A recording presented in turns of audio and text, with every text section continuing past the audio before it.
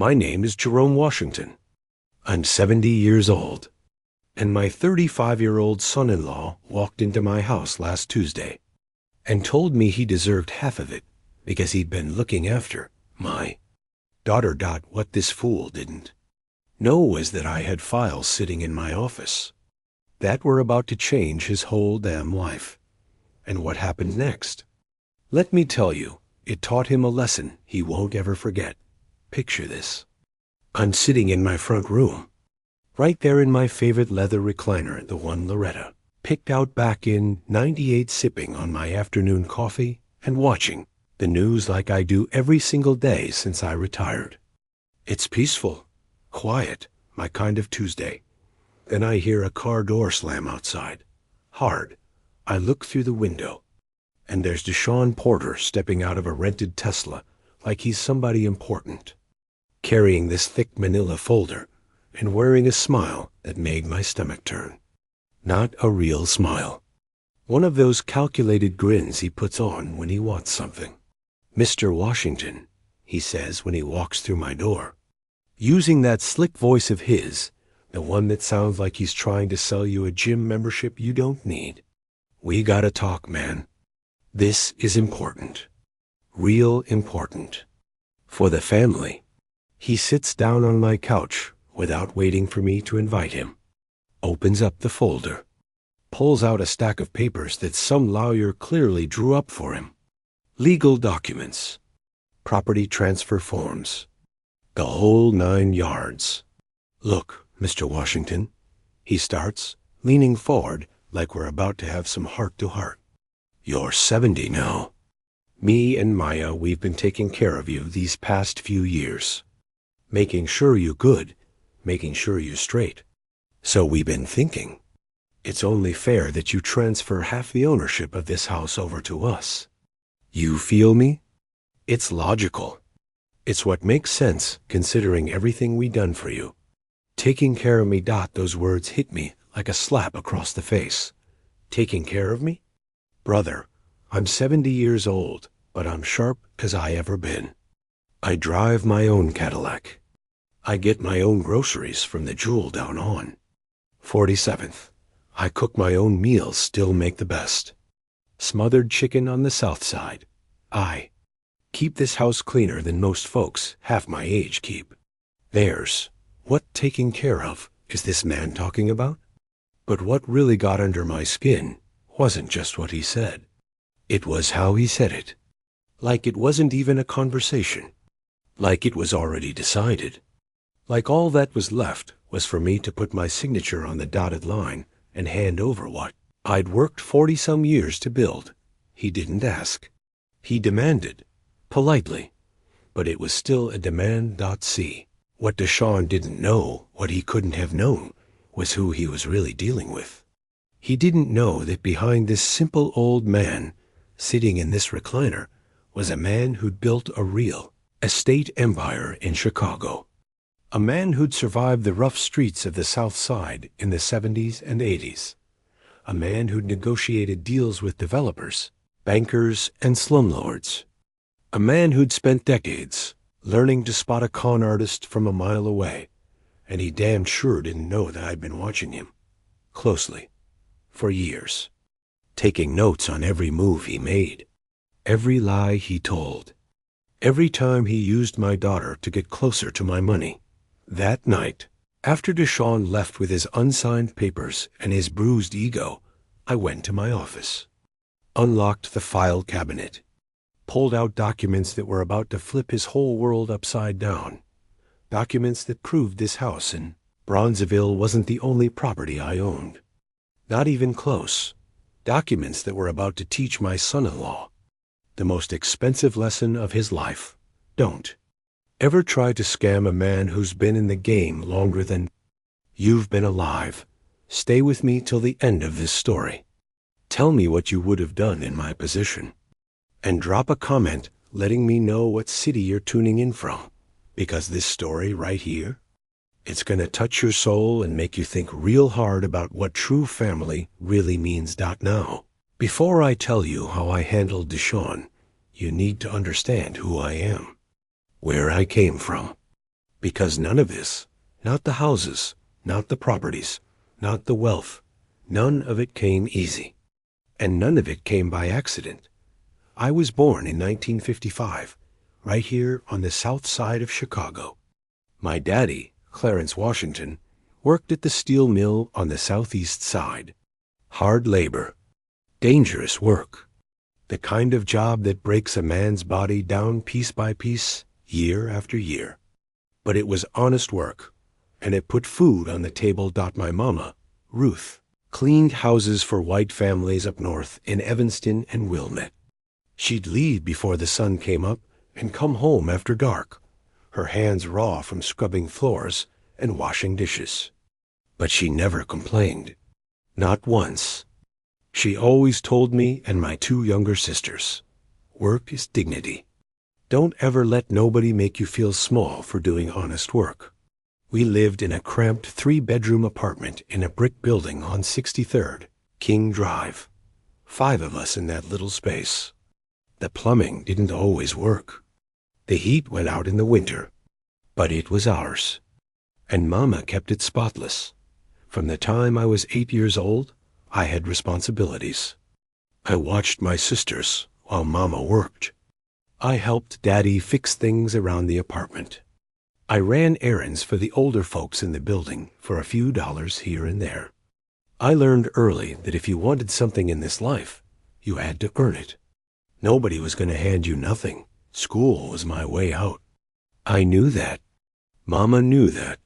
She made sure I was up every morning, even when I didn't want to go. Education, Jerome, she'd tell me, pointing her finger in my face. That's the one thing they can't take from you.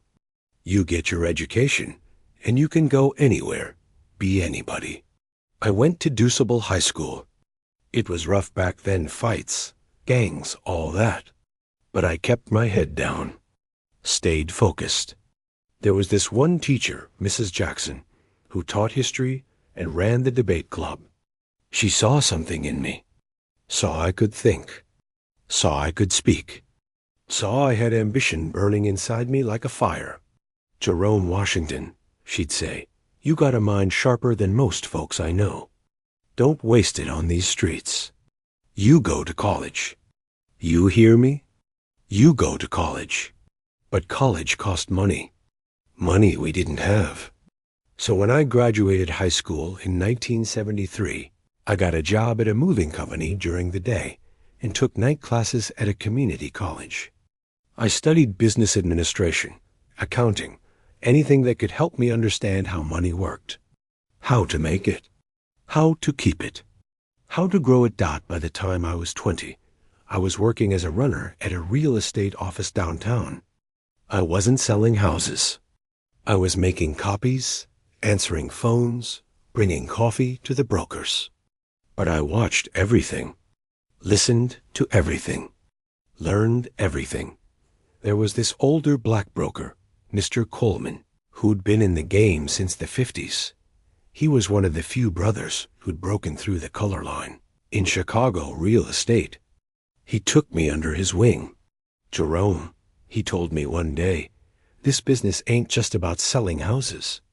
It's about understanding value, understanding neighborhoods, understanding people. You learn that, and you can build wealth that lasts generations. I absorbed everything Mr. Coleman taught me. I studied the neighborhoods, which ones were growing, which ones were dying, which ones were about to turn. I learned how to read contracts, how to negotiate deals, how to spot a good investment from a bad one. By 25, I was a licensed real estate agent. By 30, I was a broker. By 35, I owned my own firm with 3 agents working under me. And by 40, I had a portfolio of rental properties across the South Side and West Side. I owned 6 apartment buildings, 4 single-family homes, and 3 vacant lots in areas I knew were about to blow up. But I never forgot where I came from. Never got flashy. Never started acting like I was better than anybody. I still lived simple. Still drove a regular car. Still shopped at the same stores. Because I knew money you show off is money you lose. Money you invest is money that multiplies. Was in 1982 when I met Loretta. She was a nurse at Mercy Hospital, working the night shift in the A. I met her at a church, Social Second Baptist, on 95th Street. She was beautiful, smart, strong. Had this way about her that just made you feel calm, you know. Like everything was going to be all right as long as she was around. Her family wasn't rich, but they were solid. Her daddy was a postal worker. Her mama was a school teacher. They owned their house in Chatham, nice, quiet neighborhood where black families were building something real. At first, Loretta's parents weren't sure about me. I was a young man from the rougher part of the South Side with big dreams and not much to show for it yet. But Loretta saw something in me. She saw the work ethic, the vision, the determination. And little by little, I earned her family's respect. We got married in 1985. Small ceremony at the church. Reception in the fellowship hall with fried chicken, greens, mac and cheese, sweet potato pie, the works. We honeymooned in Martha's Vineyard.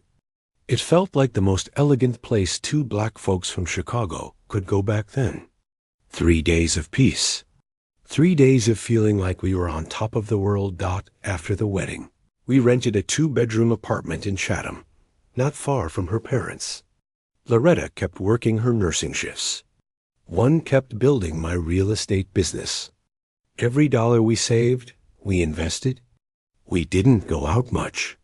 Didn't buy fancy clothes. Didn't waste money on things that didn't matter. By the time I was 30, we bought our first property together, a small 2-flat on 79th Street. We rented out the bottom unit and lived on the top.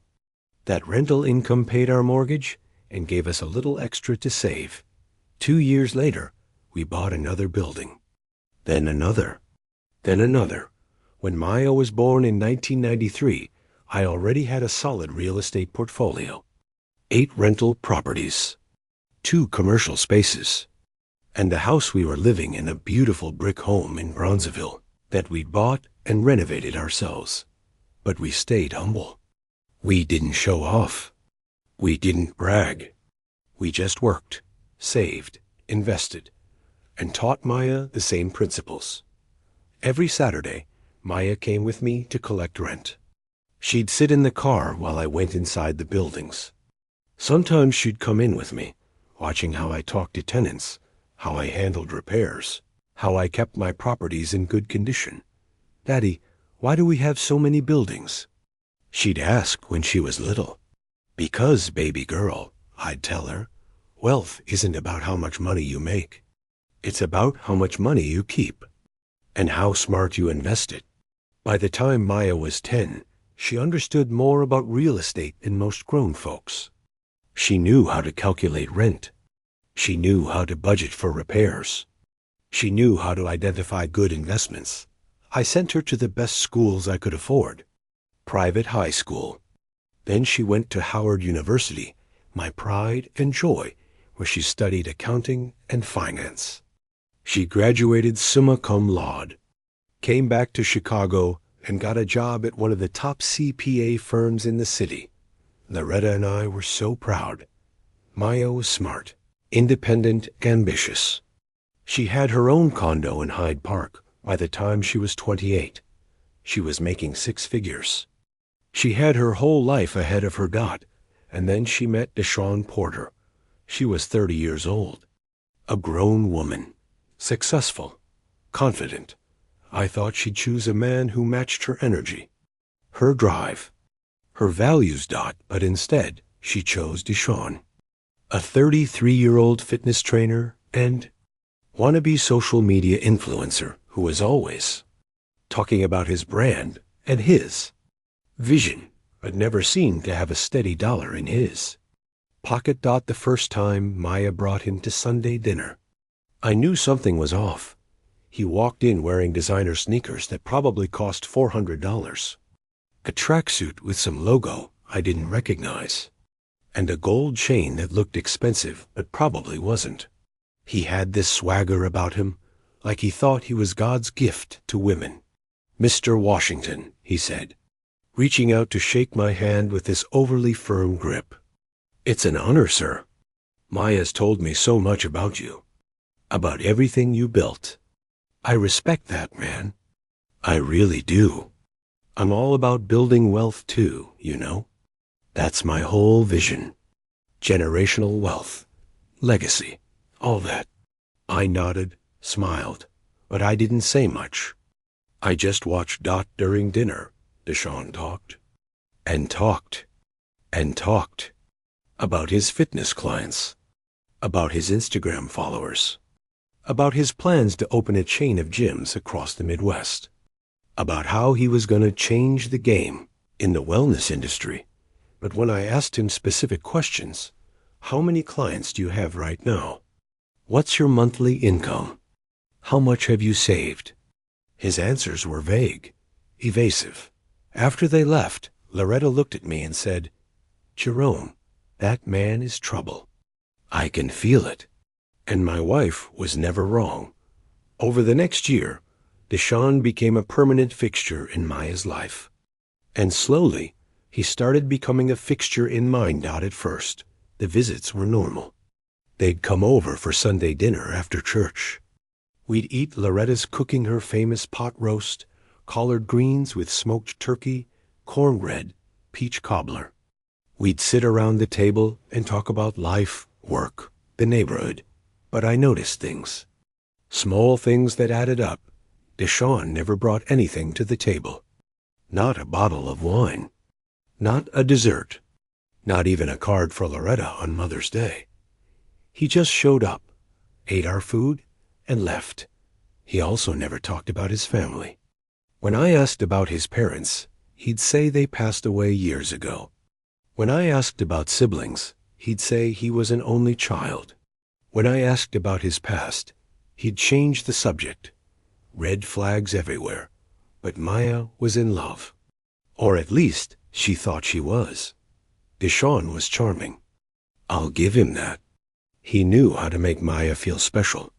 He'd post pictures of them on Instagram with captions like, "My queen," and "Building an empire with my ride or die." He'd take her to fancy restaurants in River North places. I later found out she was paying for. He'd buy her flowers and gifts with her credit card. I later discovered he was performing love. Not living it. 6 months into their relationship, DeShawn started asking questions about me, about my business, about my properties, about my finances. "Mr. Washington," he'd say during Sunday dinners, "Maya told me you own a bunch of buildings around the city. That's incredible, man. How many properties you got exactly?" I'd smile and give vague answers. "Oh, a few here and there. Enough to keep me busy." "You ever think about selling any of them? Cashing out? You know, enjoying your retirement without all that stress?" "I don't find it stressful, DeShawn. I find it fulfilling." He'd nod, smile, but I could see the wheels turning in his head. He was calculating, scheming, trying to figure out how much I was worth and how he could get a piece of it. When Maya turned 31, DeShawn proposed. Big, flashy proposal at Navy Pier with a photographer he hired, using Maya's money, I later found out. He got down on one knee in front of the Ferris wheel, pulled out a ring that looked expensive, but probably wasn't, and asked her to marry him. She said yes. Loretta cried when Maya called to tell us. But they weren't tears of joy. They were tears of worry. "Jerome," Loretta said to me that night as we lay in bed, "that man doesn't love our daughter. He loves what she represents, what we represent. He sees dollar signs, not a family." "I know, baby," I said, holding her hand. "But Maya's grown. She's got to make her own choices, even if they're the wrong ones. But we can't just sit back and let him take advantage of her. We won't. I'm watching him. Trust me, I'm watching him real close." The wedding was held at our house in Bronzeville. We opened up the backyard, rented tables and chairs, hired a caterer who made soul food that had people talking for months. There was a DJ, dancing, laughter. It was a beautiful day. DeShawn invited almost nobody from his side. A cousin from Milwaukee. A couple of guys he called his business partners, who looked more like drinking buddies. And a younger brother from St. Louis, who showed up late and left early. That should have told me everything I needed to know. A man with no roots. No real family. No true friends. Just a bunch of acquaintances and a whole lot of stories. During the reception, DeShawn gave a toast. He talked about how blessed he was to marry Maya, how he was going to take care of her, protect her, build a future with her. And I want to thank Mr. and Mrs. Washington, he said, raising his glass toward me and Loretta, for raising such an incredible woman. Y'all built something real special here. This family, this legacy, it's beautiful, man. And I'm honored to be a part of it now. People clapped, cheered, but all I heard was that last sentence. I'm honored to be a part of it now. Part of what, exactly? Part of the family? Or part of the wealth? After the wedding, they moved into a luxury apartment in the South Loop, one of those new high-rise buildings with floor-to-ceiling windows, a rooftop pool, and a concierge in the lobby. The rent was $3,200 a month. I knew DeShawn wasn't making that kind of money from his personal training gigs, which meant Maya was carrying the load, paying the rent, paying the utilities, paying for groceries, paying for everything. But when I asked Maya about it, she got defensive. Daddy, DeShawn is building his business. It takes time. He's investing in himself right now. I don't mind supporting us while he gets things off the ground. Baby girl, how long has he been getting things off the ground? It's not like that, Daddy. You don't understand the influencer industry. It's different. He's building a brand. He's getting sponsorships. It's just taking a little longer than expected. A little longer than expected. That little longer turned into 2 years. 2 years of DeShawn living off my daughter's income while he posted workout videos on Instagram and talked about his big plans that never materialized. During those 2 years, I watched DeShawn's behavior closely, and what I saw confirmed everything Loretta had warned me about. He was controlling, not in an obvious, aggressive way, but in a subtle, manipulative way. He'd comment on Maya's clothes. Babe, don't you think that dress is a little too tight? You're a married woman now. You gotta carry yourself differently. He'd comment on her friends. Why you still hanging out with Kaisha? She's single and miserable. She's just gonna fill your head with negativity about marriage. He'd comment on her job. You work too hard, babe. They don't appreciate you at that firm. You should find something closer to home. Somewhere that respects your time. Little by little, he isolated her. From her friends. From her colleagues. Even from me and Loretta. Sunday dinners became less frequent. Maya would call and say they couldn't make it because DeShawn had a client meeting or a brand event or some other excuse. But I knew the truth. DeShawn didn't want her around us because we saw through him. When Loretta got sick, everything changed. It was late 2020. Loretta had been feeling tired for months. Losing weight. Having pain in her abdomen. She kept saying it was stress, that she just needed to rest. But I finally convinced her to see a doctor. The diagnosis hit us like a freight train. Stage 3 ovarian cancer. The doctor said we'd caught it too late. That it had already spread. That treatment would be aggressive, and the prognosis wasn't good.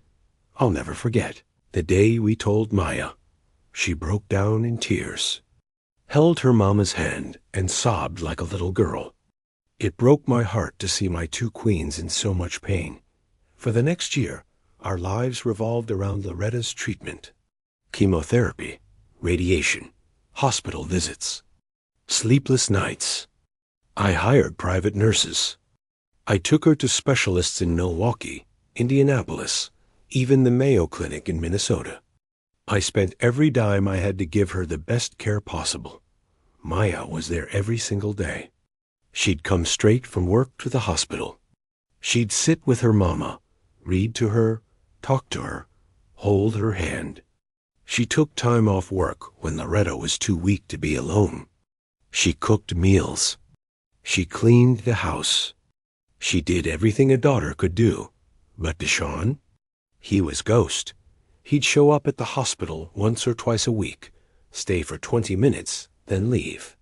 He said hospitals made him uncomfortable, that he didn't do well with sickness and sadness, that he'd rather stay home and send positive energy through prayer. Positive energy. That's what he called it.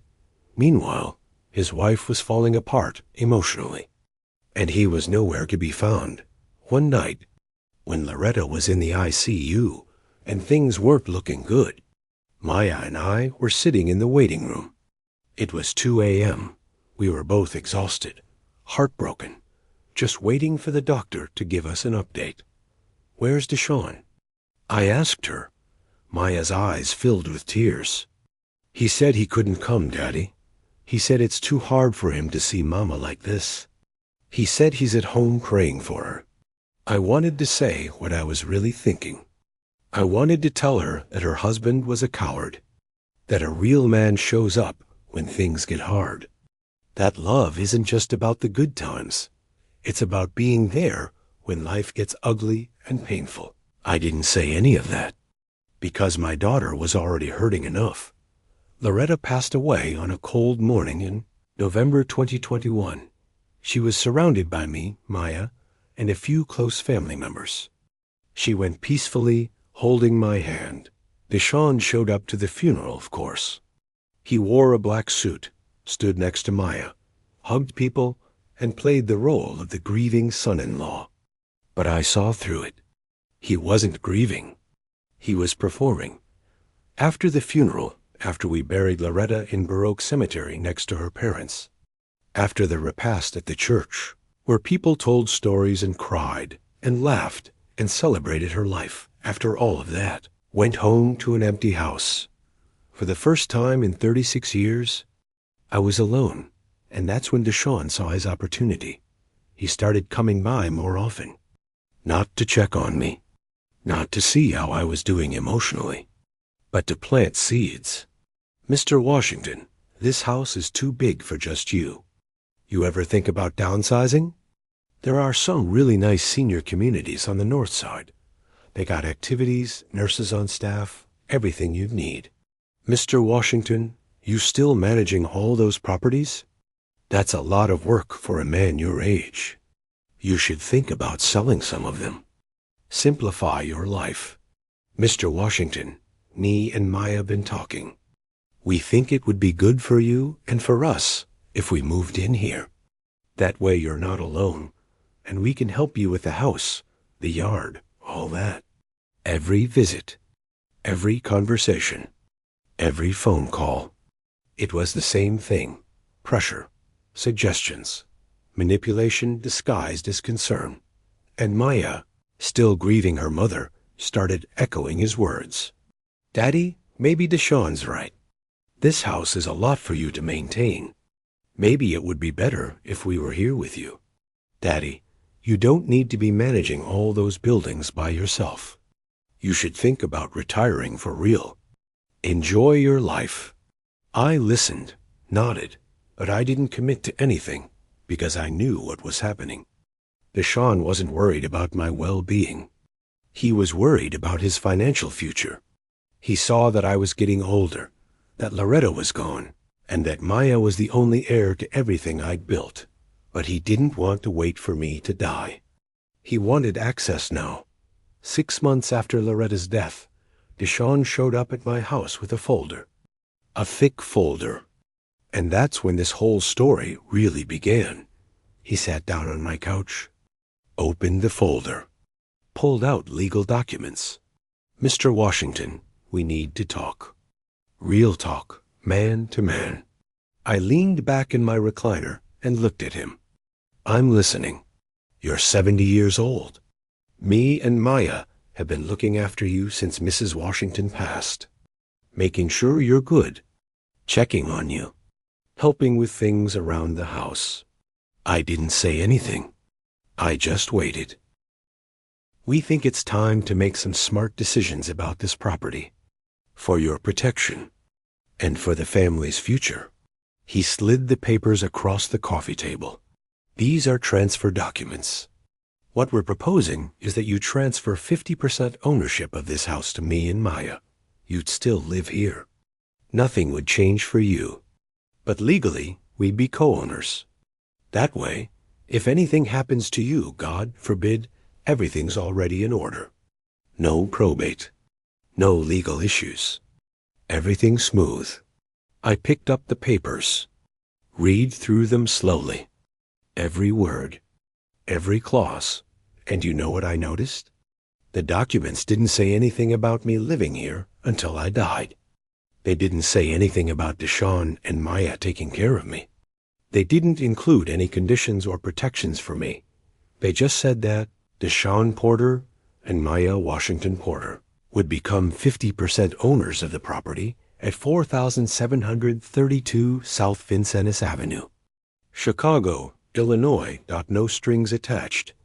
I set the papers down and looked DeShawn dead in his eyes. "Let me think about it," I said calmly. "This is a big decision. I need to talk to my lawyer and my accountant first." DeShawn smiled. That same slick smile he always had when he thought he was winning. "Of course, Mr. Washington. Take your time. But don't take too long, you know. These things are time sensitive. The sooner we handle it, the better for everybody." After he left, I sat in my recliner for a long time, thinking, planning, strategizing. And then I made a decision. DeShawn Porter wanted to play games with the wrong man. He wanted to manipulate his way into my wealth. He thought I was just some old man who didn't know any better. But what he didn't know, what he couldn't have known, was that I'd been dealing with hustlers, con artists, and opportunists my entire career. I'd built my wealth by being smarter, sharper, and more strategic than everyone else. I wasn't about to let some Instagram fitness trainer take what I'd spent a lifetime building. So I picked up the phone and made 3 calls. The first call was to my lawyer, Vincent Daniels, who'd been handling my legal affairs for 25 years. "Vince, I need to see you first thing tomorrow morning. It's urgent. Family matter." The second call was to my accountant, Marcus Green, who managed all my properties and investments. "Marcus, I need a full accounting of all my assets. Properties, investments, bank accounts, everything. And I need it by the end of the week." The third call was to my real estate broker, Darnell Hughes, who'd helped me buy and sell properties for 2 decades. "Darnell, I need to sell my house. Fast, discreetly. And I don't care if I have to sell it under market value. I need it done within 30 days. There was silence on the other end of the line. "Mr. Washington, you sure about this? That house is worth at least $850,000 in today's market. It's in perfect condition. Beautiful neighborhood. You could get top dollar if we list it properly."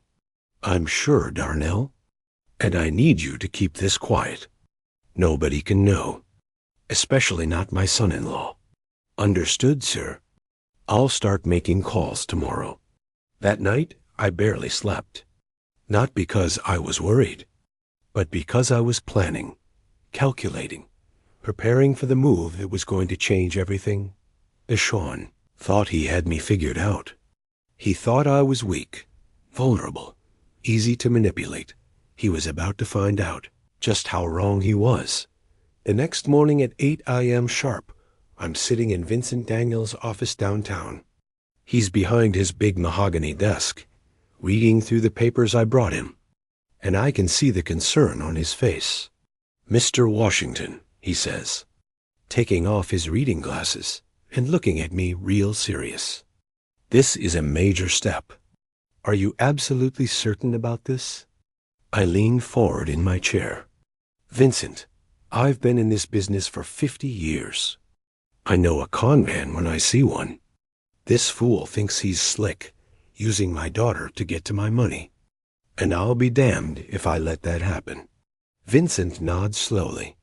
He's known me long enough to know I don't make rash decisions. All right then. Let's get to work. Over the next 3 days, everything moves fast. Darnell calls me back within 24 hours with news. Mr. Washington, I got 3 serious buyers already. This house is exactly what people are looking for in Bronzeville right now. The neighborhood's hot. Property values are climbing. I can have this sold in 2 weeks easy. Who are the buyers? I ask. First one's a young couple, both doctors, at University of Chicago Hospital. They've been looking for a house in this area for 6 months. Second one's an investor from Atlanta who's building a rental portfolio in Chicago. And the third one's a retired teacher, a sister from Chatham, who's been dreaming of living in Bronzeville her whole life. Set up showings for Thursday. All 3 of them. Thursday comes, and all 3 buyers walk through my house. They admire Loretta's kitchen that we renovated back in 2015. They love the original hardwood floors we restored. They stand in the backyard where we had Maya's wedding and talk about how perfect it would be for their family gatherings. The young doctors fall in love with it immediately. They make an offer that same afternoon, $820,000. Cash. Close in 15 days. I accept on the spot. Friday morning, I'm back at Vincent's office signing the purchase agreement. The buyers give me an $80,000 deposit. Closing date is set for 2 weeks out Monday, the 15th. Everything's moving exactly how I need it to. That same afternoon, Marcus Green comes by my house with a full breakdown of my assets. 3 pages of numbers, properties, investments, bank accounts. Mr. Washington, I gotta ask, Marcus says, sitting at my dining room table with all the documents spread out. Why the sudden inventory? You thinking about estate planning? Something like that, Marcus. Something like that. He walks me through everything. 14 rental properties across the South Side, Bronzeville, Chatham, Hyde Park, South Shore. 2 commercial spaces, 1 on 79th Street, 1 on Stony Island. 5 vacant lots in developing areas that I've been holding for years, waiting for the right time to sell. Investment accounts with Merrill Lynch and Charles Schwab. Savings accounts at South Shore Bank and Seaway Bank. When he finishes adding it all up, the number at the bottom of the page makes even me pause. $4.70 million in total assets. I built all of that for nothing. From cleaning offices and running errands. From studying real estate contracts at night while other folks were out partying. From making smart investments while other folks were buying cars and clothes they couldn't afford. And ain't no way in hell some smooth-talking fitness trainer was going to take any of it from me. Marcus, I need one more thing, I tell him. Find me an apartment to rent. 2 bedrooms. Someplace nice in Hyde Park or South Loop. High-rise building with security. I need to move within the next 2 weeks. Marcus looks at me like I've lost my mind. You selling your house and moving into an apartment? Mr. Washington, with all due respect, that doesn't make financial sense. You could buy another house outright. I know what I'm doing, Marcus. Just find me the apartment. By Monday, Marcus has found 3 options. I choose a beautiful 2-bedroom unit on the 18th floor of a new building in Hyde Park. Floor to ceiling, windows overlooking Lake Michigan. Doorman 24/7. Secured parking. Gym and rooftop deck. Rent is $2,800 a month, nothing for a man with my income. I signed the lease that afternoon. Move-in date, the same day as my house closing. Now comes the hard part. keeping all of this quiet from DeShawn. For the next week and a half, I continue my normal routine. I go to the grocery store. I sit on my front porch in the evenings. I watch the news. I call Maya every couple of days to check on her. DeShawn calls me twice during that time, asking if I've thought about the proposal. Each time, I tell him the same thing.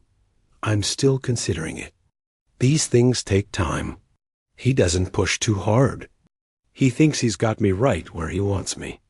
He thinks it's only a matter of time before I sign those papers and hand over half my house. What he doesn't know is that while he's sitting at home, making workout videos for Instagram, I'm packing up 40 years of memories, boxing up Loretta's things, and preparing to move out of the house he thought he was going to get his hands on. The movers come on a Wednesday. Professional company brothers moving and storage, black-owned business out of Chatham. They pack up everything. Furniture, dishes, clothes, books, photo albums, Loretta's jewelry, my important documents. Everything that matters. By Thursday afternoon, the house is empty. Just bare walls and floors. No trace of me left. I stand in the living room one last time, looking around at the space where Loretta and I built our life together, where we raised Maya, where we celebrated birthdays and holidays and Sunday dinners, where Loretta took her last breath before we rushed her to the hospital. That final time. It hurts to leave. But I know it's the right move. On Friday morning, I meet the young doctors at Vincent's office for the closing. We sign all the papers. They hand over a cashier's check for $740,000, the remaining balance after the deposit. I hand over the keys. The house that DeShawn thought he was going to manipulate his way into. It's not mine anymore. And he has no idea. That afternoon, I'm settled into my new apartment in Hyde Park. The movers have brought everything up. I'm unpacking boxes when my phone rings. It's DeShawn. Mr. Washington, hey. I was thinking me and Maya could come by Sunday for dinner. We need to finalize that paperwork, Get everything signed and official. I smile. Sure, DeShawn. Come by around 2 p.m. We definitely need to talk. Bet. See you Sunday, Mr. Washington. He hangs up, probably thinking he's about to win the lottery. What he doesn't know is that Sunday is the day his whole world is about to come crashing down. Sunday comes. I'm up early, making coffee in my new apartment, looking out at Lake Michigan sparkling in the morning sun. It's peaceful up here. Quiet. A fresh start. At 1:45 p.m., my phone rings. It's DeShawn. Yo, Mr. Washington, we're pulling up to the house right now, but there's a car in the driveway that's not yours. And there's people inside. What's going on?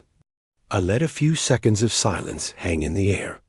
Then I say, real calm, DeShawn, I'm not at the house anymore. I moved? You moved? What you mean you moved? I mean exactly that. I sold the house. The new owners moved in yesterday. There's dead silence on the other end. I can hear Maya in the background asking what's wrong. You sold the house? His voice is shaking now. When? Why didn't you tell us? I sold it 2 weeks ago. Closed on Friday. And I didn't tell you because it's my house. My decision. I don't need permission from anybody to sell what belongs to me. But that house was supposed to be. He stops himself, but I know exactly what he was about to say. That house was supposed to be his. Supposed to be what, DeShawn? Say it. Go ahead. Maya takes the phone. Daddy, what's going on? Why would you sell the house without telling us? Baby girl, can you and your husband come to my new place? We need to have a real conversation. I'm at 5050 South Lakeshore Drive, apartment 1804. An hour later, they're standing in my new living room. Maya looks confused and hurt. DeShawn looks like he's about to explode. Have a seat, I tell them. Gesturing to the couch, DeShawn doesn't sit. He starts pacing. Mr. Washington, I don't understand. That house was your legacy. It was supposed to stay in the family. We were supposed to what? I cut him off. Take it from me? That's what you mean, right? Nobody was trying to take nothing from you. We were trying to help you. I walk over to my desk and pull out a folder. The same folder DeShawn brought to my house 2 weeks ago. The one with the transfer documents. Help me? I open the folder and pull out the papers. These documents you had a lawyer draw up, they don't say nothing about helping me. They don't say nothing about taking care of me. They just say that you and Maya would own 50% of my property. No conditions. No obligations. Just straight up ownership. I hand the papers to Maya. She starts reading them, her hands shaking. You weren't trying to help me, DeShawn. You were trying to rob me. Legally. Using my daughter as your cover. That's not how it was. DeShawn's voice is rising now. We were thinking about the future. About protecting the family assets. The family assets? I laugh, but there's no humor in it. Boy, you ain't family. You married into this family, but you didn't earn nothing. You didn't build nothing. You didn't sacrifice nothing. All you did was see an opportunity to get your hands on what other people worked for. Maya's crying now, still reading the documents. Daddy, I didn't know. I swear I didn't know the paper said this. DeShawn told me it was just to make sure you were protected. I know you didn't know, baby. That's what makes this whole thing so dirty. He used you.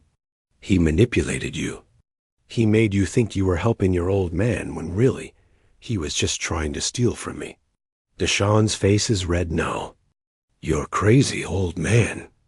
We were trying to do right by you, and you go behind our backs and sell the damn house? What kind of father does that?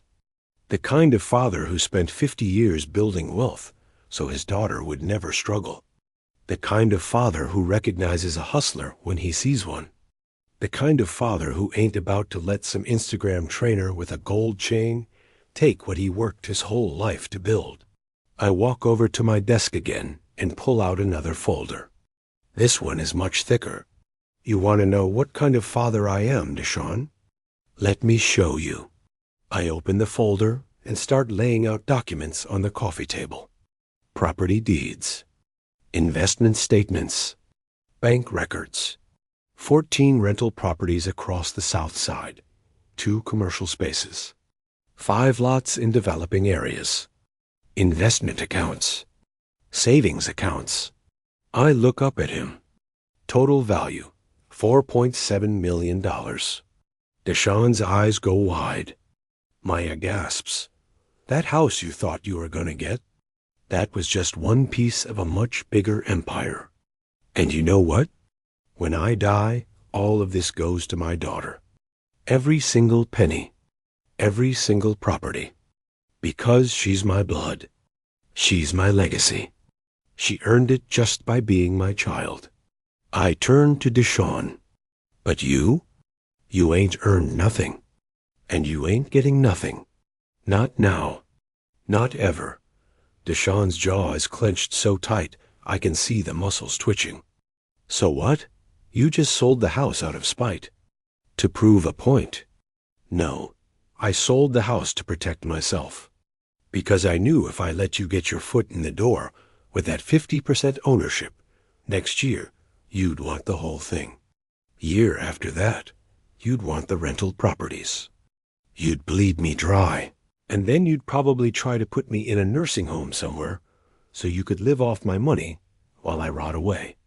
That's not. Yes, it is. I'm raising my voice now, and I don't care. I've seen men like you my whole life, DeShawn. Smooth talkers. Con artists. Users. Men who don't want to work for nothing, but think they're entitled to everything. Men who prey on good women and drain them dry. You think I didn't notice Maya paying all your bills? You think I didn't see her losing weight from stress while you sat on the couch making TikTok videos? Maya's sobbing now. Daddy, please. No, baby, you need to hear this. Your husband is not who you think he is. He didn't marry you because he loved you. He married you because he saw dollar signs. Because he knew you came from money. Because he thought he could ride your coattails straight to a comfortable life without putting in any work.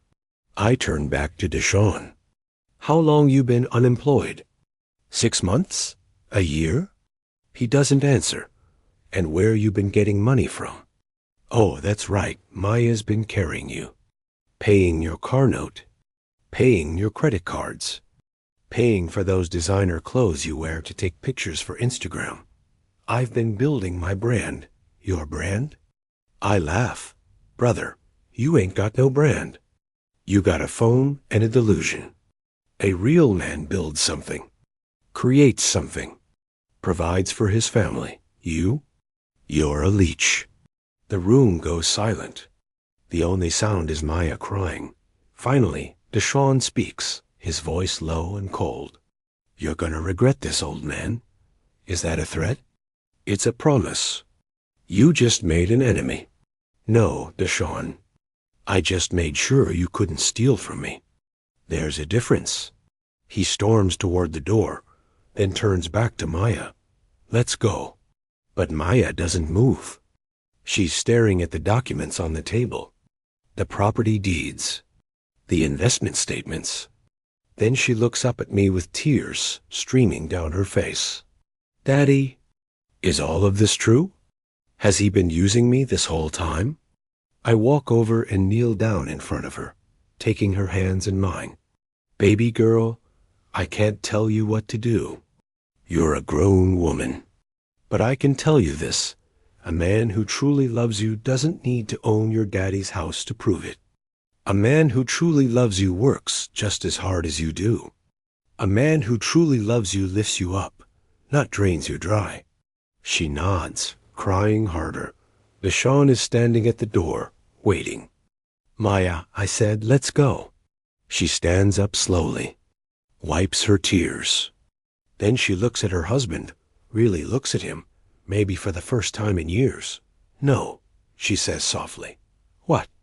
I said no. I'm not going with you. Maya, I think Daddy's right. I think I've been blind, and I need time to think.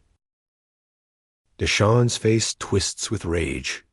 Fine, stay here with your paranoid old man. But don't come crying to me when you realize what a mistake you made. He slams the door on his way out. Maya collapses back onto the couch, sobbing. I sit next to her and hold her like I did when she was a little girl. I'm so sorry, Daddy. I'm so sorry I didn't see it. I'm so sorry I let him treat you like that.